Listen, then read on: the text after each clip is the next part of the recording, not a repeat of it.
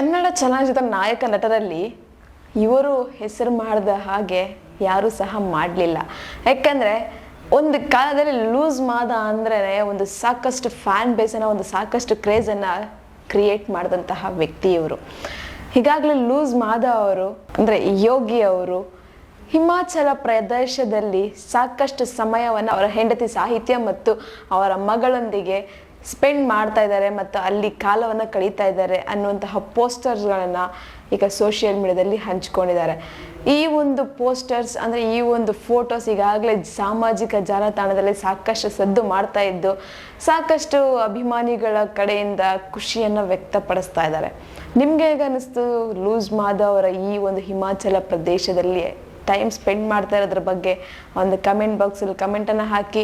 ನಾನು ಹೇಳಿದಂಥ ಇನ್ಫಾರ್ಮೇಷನ್ ನಿಮಗೆ ಇಷ್ಟ ಆಗಿದ್ರೆ ಒಂದು ಲೈಕ್ ಮಾಡಿ, ಶೇರ್ ಮಾಡಿ, ದಯವಿಟ್ಟು ಸಬ್ಸ್ಕ್ರೈಬನ್ನು ಮಾಡ್ಕೊಳ್ಳಿ. ಇದೇ ಥರ ಇನ್ನಷ್ಟು ವಿಡಿಯೋಸ್ಗೋಸ್ಕರ ನೀವು ನೋಡ್ತೀರಿ ನಮ್ಮ ಚಾನಲನ್ನು.